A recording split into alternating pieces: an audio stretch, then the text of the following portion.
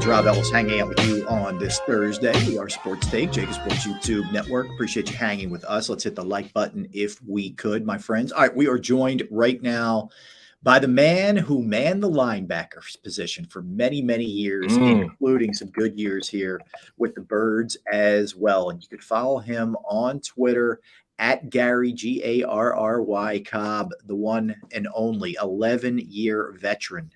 Cobb. G, what's up, my man? How you doing? Doing good. I was doing real good till last Sunday.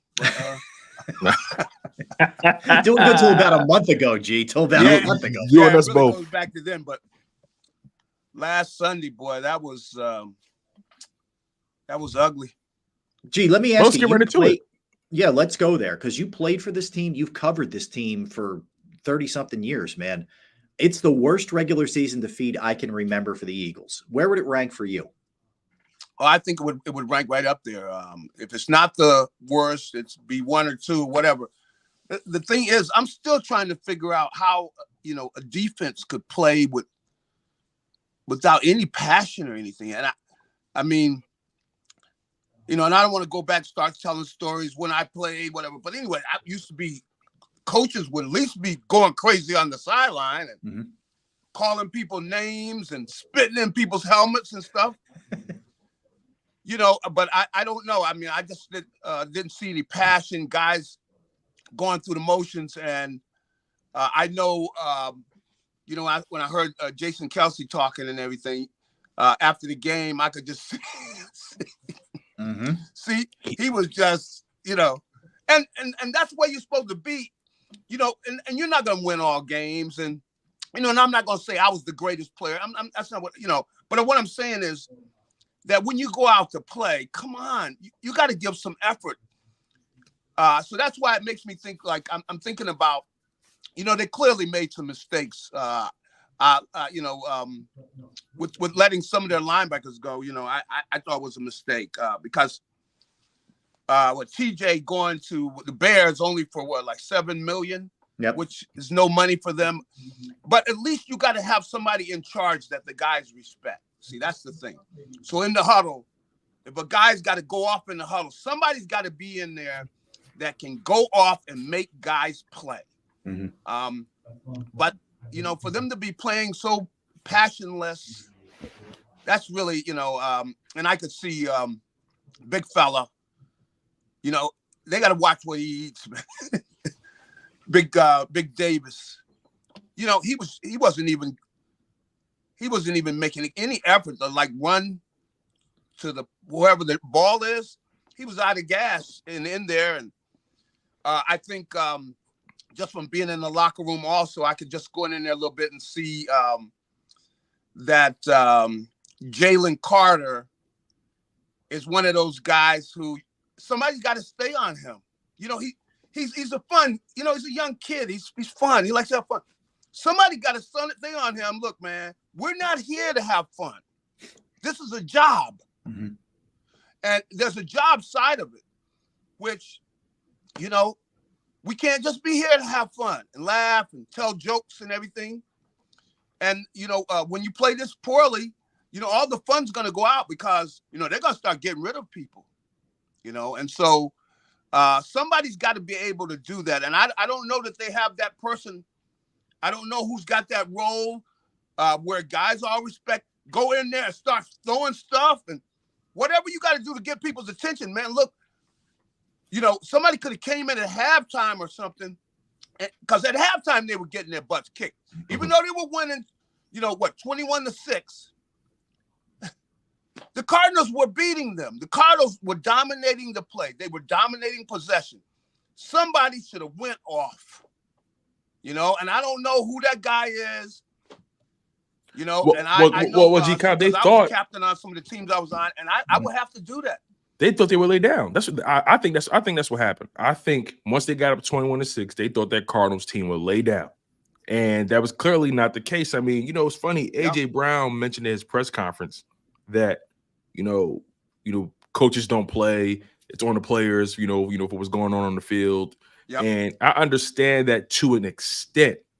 And my thing is, okay, if you want to put the onus on the players, even though I don't fully believe that, but since you said that, you want to put the onus on the players and you don't want to put any accountability, you know, in front of these coaches. Okay, why is it week 16, week 17, and you guys still don't seem to have an identity on offense or defense, or don't really seem to have any juice or any sort of motivation to really play at the highest level against these teams that you know you should be beating? I mean, either you don't respect what's being taught to you, or you've completely lost interest in the season. So which is it? I mean, somebody has to wear it.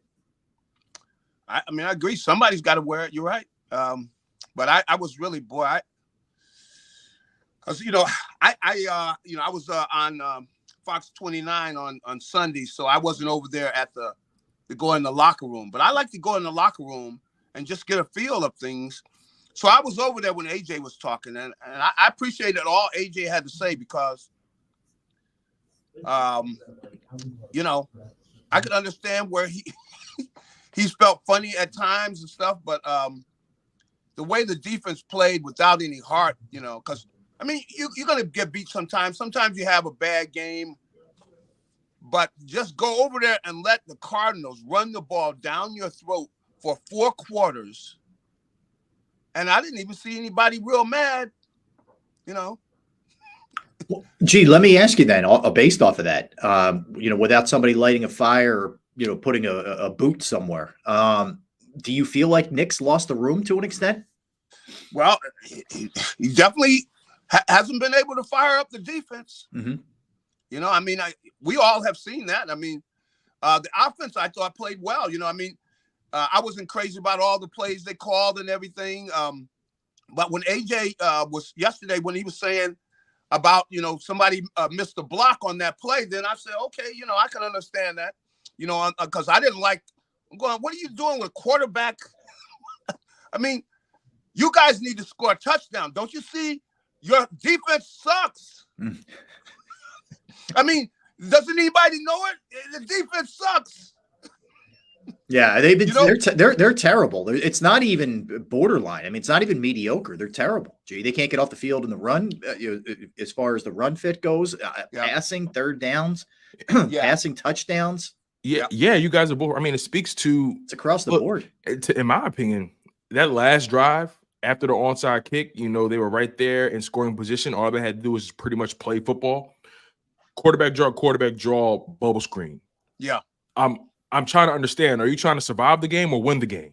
Because to me, that is like that play calling sequence didn't strike me as a team that was trying to win the game. The game was tied. You had nothing, you had nothing, locked up, and you kick a field goal and they've been running on you all day. You needed that first down. That's right. And you were passive. And to me, it speaks to the lack of self-awareness in terms of what your defense has been doing all day. Have you not seen? Were they not watching? Your defense was porous.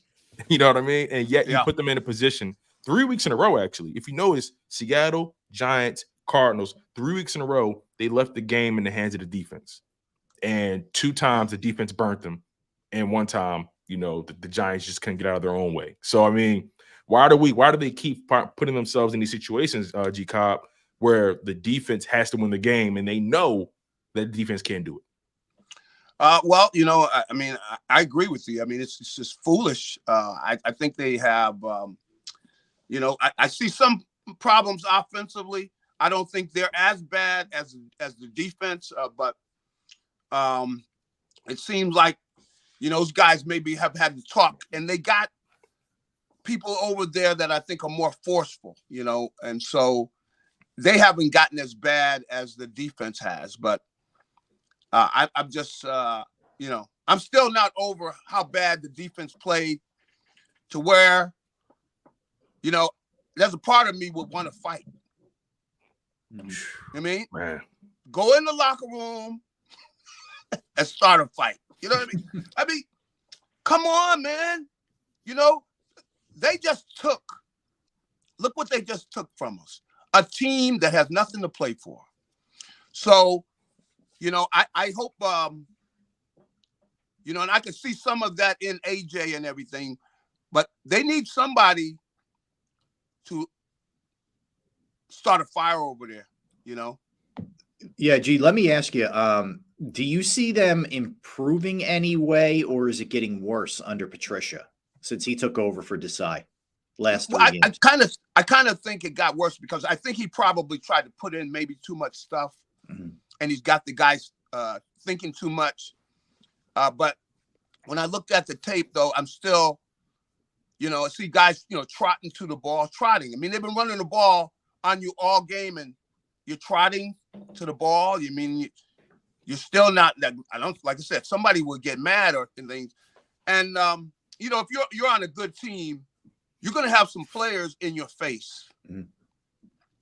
The guys are going to, and so the coaches, they've got to do that. But the fact that it hasn't happened yet, that's really that was really frustrating and disappointing to me because, I thought they were a better team than that. And I know some of the guys, like I said, when I could see Kelsey and I could see that's the way you're supposed to look. He was angry after the game. There got to be guys on the defensive side, and maybe you got some of the guys are young. Like I said, with Jalen Carter, he's a young guy. Jordan Davis. Jordan Davis is young, even though, like I said, Jordan Davis, somebody's got to stay on him, keep him in shape because he's out of gas. Yeah, he can't even run, 5 steps to the ball. He's just waiting there near where they're going to snap from. It's like he doesn't want. He doesn't even want to move because he want to identify where they're going to snap the ball at, so he knows he don't have to take too many steps. Now, if you're that much out of shape, and he's got to realize, and they got to realize, as big as he is, he's got to always concern himself with that, And I'm sure, when I was a little guy, maybe 3, 4, 5 years, they called me eat 'em up. I like to eat. Okay. I'm not a third as big as Jordan Davis. So you could imagine how he likes to eat. So, he's got to be a pro and they got to help him, some of the guys I almost feel like grabbing them, but that's not my role. I'm in the media. When you grab them, come here, man. Come here. We got to sit down and talk. Okay. And talk with Jordan Davis, how he has got to make sure he takes care of himself, watches what he eats. He's got to be working out all the time because he's so big, but he's run out of gas. I mean, he's not even working, and as big as he is, he can dominate people if he's got the energy, and he's not tired. But if he's tired, he's not worth having out there because he's not doing any good. He's laying around, he's laying on the ground. You can see the play just started. Jordan is on the ground laying, and he's not going to get up until the play is over. Baldy called him out. Brian Baldinger called him out recently. He said, "Look, man, I'm surprised they even dressing him. He's clearly out of shape. He's clearly out of gas." And the first part of the season, Cobb, we saw how impactful he was. I mean, we thought this guy came into the season with a new life, and he kind of did, right? Yeah, he did. But now he's playing, more snaps than he ever has. He's starting every game. And we saw that infamous play where he hawked down Josh Allen to the sideline. That was probably his highlight play of the year. Tremendous athlete, but yeah. I'm starting to think that play shot him for the rest of the season. I mean, really. He had no gas since that game. So I mean, you played this game before, at the highest level. You won a lot. How did you, as a player, get through the rough times? Because you played in Detroit as well. How did you keep the main thing? How do you keep a team interested through the trials and tribulations? Because I think that's one of the hardest things that the Eagles are suffering through right now. I think Nick Sirianni is struggling to keep his players engaged in what he's trying to get across. How did you guys balance that back in the day, and can any of those things be translated to today? Well, I think one thing. Some guys don't get too interested in what everybody's saying. Like, their job is not to follow what we say. I hear too many guys following what the media is saying too much. Look, That's not your job. Don't worry about that. Because if you guys win, it'll take care of everything else. If you lose, there's no explanation that can really clean stuff up. So don't get so caught up in that. And I think that as a team, they got to say, and now is a different time than when I played because of social media and all the things. But I was listening to AJ over there yesterday. Yeah, I understand some of what he's saying, and I thought he's point, but AJ, don't get too involved with the media. Don't get too much into it because that's not your job. And you're never going to be able to clean up everything. As he's seen, people could be saying stuff, and I can see where some of the guys are there, trying to find out what somebody said, whatever, and forget that. That's not your job. Your job is the football part, and so I think that the leaders on that team, maybe some of the guys on the offensive side, they got to go get in some of the guys on the defensive side space, and they got to tell them, I know that, like I look at the kid Moreau and everything, he didn't play well. He does some things which, kind of are troubling, but, he's as good as he is. One of the things, he doesn't hit with his legs. He doesn't get his legs involved with his tackling. And that's why people just carry him once he hits them, they carry him for 5-6 yards, So there are guys that have some structural problems in the way they play. But I still think that they need to go back. They need to make sure everybody knows their assignment. They need to get all that stuff correct because they just were not playing sound. Guys were not taking care of their gap. You got to be disciplined. And, and that means you got to have the coaches on guys, to do things the right way. And as late as it is in the year, though, I don't know if you can get guys going. I don't know how much you can get done right now, to be honest with you. That's the problem. And it's really a shame, that they let it get to this. And but I guess it got worse. So the decision to put Matt Patricia in charge wasn't exactly, I guess, the right move as it is played out right now. But, the offense has got to carry them. The offense is capable of scoring a lot of points, but they got to realize they got to score. If they don't realize it now, against a good team, come on, they're going to give up 40. Well, gee, what do you think? Go to the other side of the ball. Has Brian Johnson done a good job in your estimation? And I know Nick is the one who schemes it up, so Brian Johnson is kind of maybe hamstrung a little bit. But do you think that side of the ball they're getting the most out of what they have? No. I think that they haven't been as bad, but I don't think that they have played as well. Of course, a lot of the key is Jalen, how he plays. But I thought he played well last week, the week before. So I think he's going in the right direction. But I thought that they got sloppy, and I don't think that they have played as well as they're capable of playing throughout the year. But they've been better than the defense. At least they're, this last game I thought the offense played well. They just had probably about 4 or 5 plays that could have taken them to another level where they would have found a way to win the game anyway. But, they got to play better.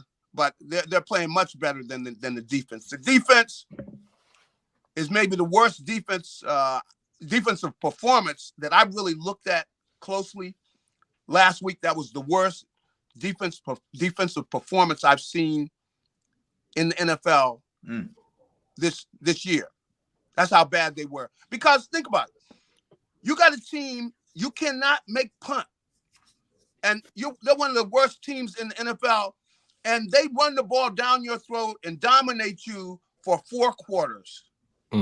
How can you get worse than that? Yeah. No, I mean, total dominance. You're right. I mean, you can't get no lower, and there are some who believe that they're just going to flip this switch come playoff time. And I'm thinking to myself, it's week 17, week 18. I don't think that's how this thing works, man. And if I could have got a chance to talk to them, the playoffs started last week. They don't realize it. Yeah.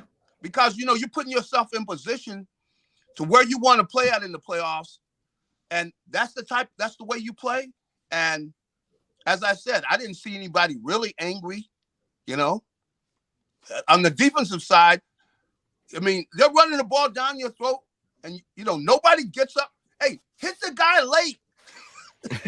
You know what I mean? Hey, kick somebody or something. Get a penalty. I would rather you get a penalty and get guys mad, but then, play like that and nobody's angry and things. And that's really dangerous. See, in the NFL, when you're getting physically humiliated and nobody gets mad, now that is the worst thing that can happen to you in the NFL. That's when people back away from you and say, you're not NFL level, because you play like that. And I don't like young players being around that kind of play either, because it'll poison them. Well, that's the thing that scares me the most about this team going forward. This coaching staff clearly can't push the right buttons from an emotional standpoint. And that was one thing that Nick Sirianni, or at least we gave Nick Sirianni credit for, having the emotional pulse of this team. Now, I don't think he has a grip on this team at all. And now we look at Nick Sirianni as a guy, okay, then what are you doing well, right? What are you bringing to the table? And, for me, that begs the question, is Nick Sirianni slowly but surely, being placed on the hot seat? Let's think about where they were, Cobb. You had a 2-game lead on everybody in your conference for the number 1 seed. Yeah. And then all of a sudden you lose 2 games, Niners, Cowboys back-to-back. Okay, now things are a little tighter, but you're still in control of your own destiny. Then you lose to Seattle. And then you really fall off the hinges. You barely survive the Giants, and you lose to the Cardinals. Now you're lucky if you get your division.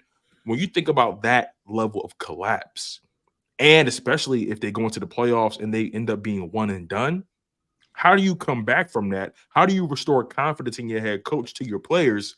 I mean, they're already not responding to you right now, and they're in the playoffs. You have a chance to turn. They're not responding now. What makes us believe they're going to change and all of a sudden believe in the message come off season or come the next season, knowing how they collapsed this year? Well, definitely, I would not be expecting, to see signs of life. You're looking at the defense. You're going like, I mean, are those guys alive over there? What we got to check to see if anybody's breathing. That's how bad it is. So right now, I agree. I mean, they're gonna get rid of people. They got to get rid of people, and coaches as well. That's why I remember coaches would come and say, "Look, coach goes off. He says, look, they're probably going to get rid of me, but I'm going to get you before they get me." I ain't going down alone. Hey, you know what? I could see somebody maybe making one of those speeches to their guys, but you got to do something, and you got to know, your players are well enough to know, look, you got a couple guys you got to talk one-on-one with, whatever, but you cannot let your team, play like they did where, the guys don't respond. I mean, go out, come in there and throw something in the locker room or something, something, you got to get guys going. And so I don't know. I mean, I thought I probably respected this group better than they should have been, especially, like I said, that defense, for them to play like that was awful. Is there anything they can do in this game to give you optimism, to make you feel good about heading into the playoffs, even though it's the Giants, et cetera?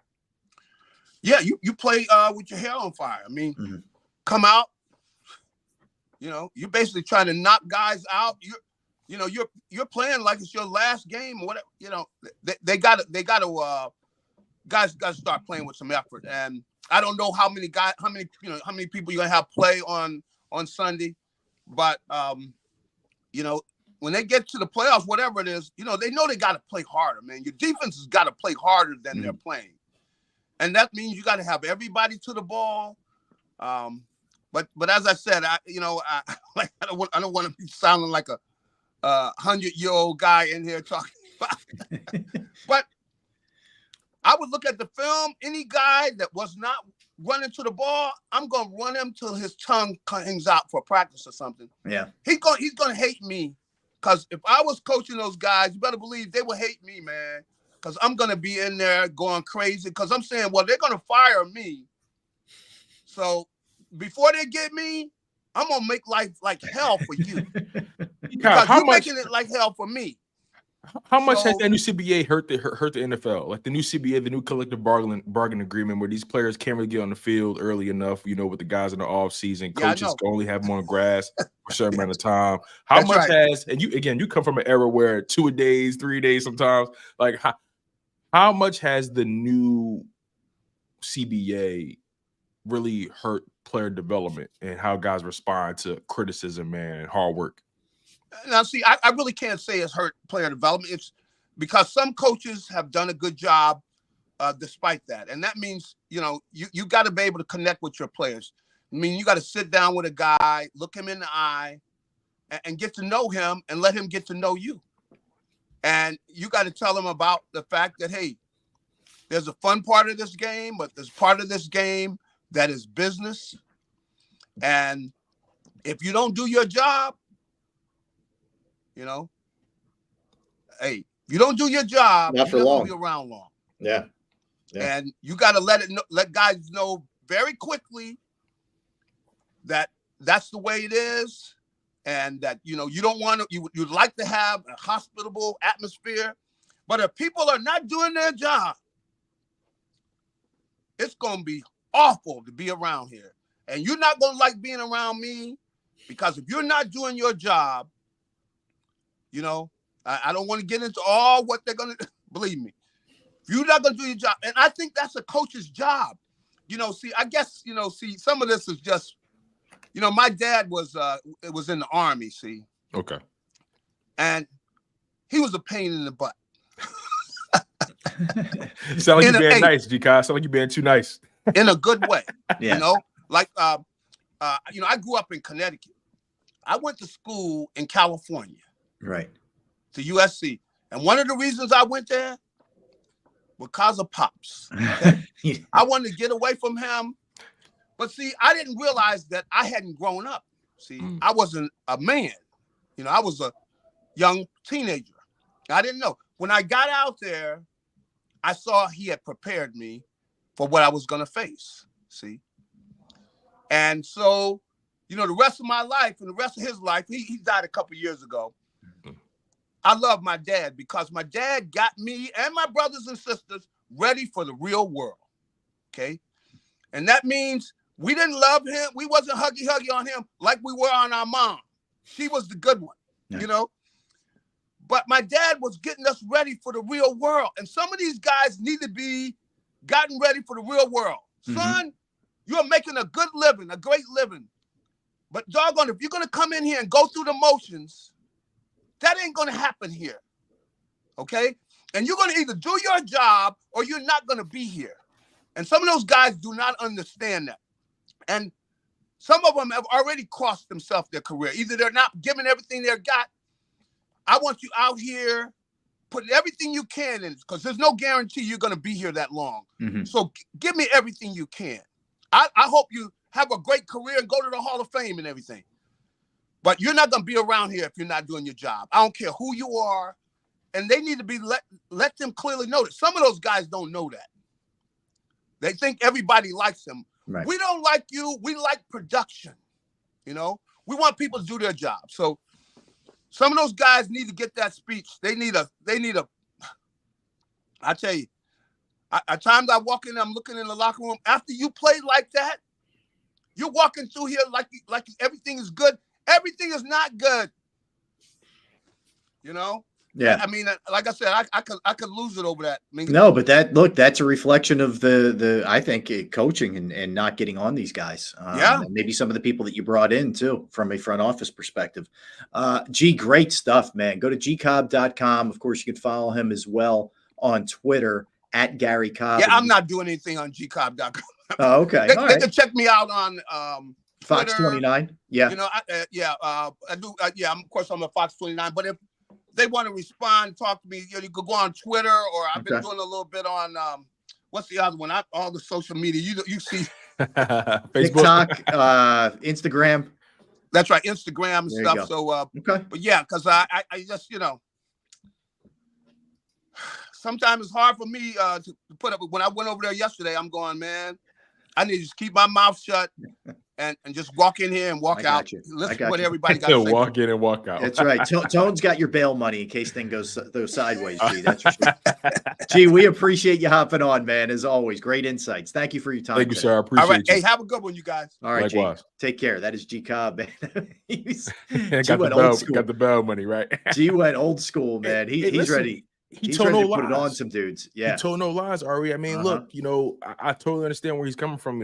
My dad was hard on us growing up. Same. You know what I mean? He made it very clear. Look, if I'd much rather you not like me here rather than you go outside and think everybody likes you. You know what I mean? That's not how the life is, man. And adversity is going to hit, but how are you going to respond?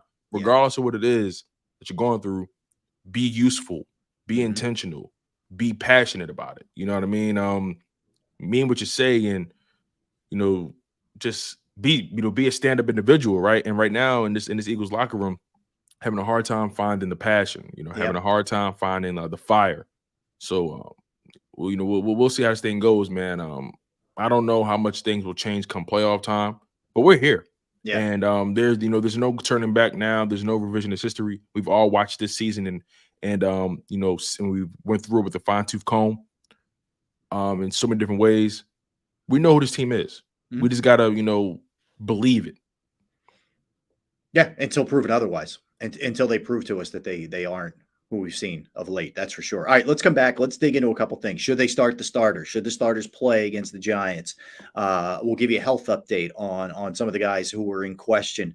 We'll get into some bigger picture philosophy sort of questions as well when it comes to the Eagles. So don't go anywhere. Tone DeShields, Rob Ellis, Sports Take. I want to tell you about Jim Murray and Principal Financial Group, because knowing who to trust with your finances can be challenging, right? And I was right there in the front of the line for a long time, but I found the right person in Jim Murray and Principal Financial Group. And whether it's retirement planning, 401k review, insurance review, you might have a new business that you just started up and you're trying to get your employee benefits off the ground. You're not sure exactly how that works, all the machinations. Well, he can help you with that as well. I've entrusted my IRA, my 401k rollovers with Jim, and I couldn't be any happier. So will you. Give them a call, 610-996-4751, 610-996-4751. You can also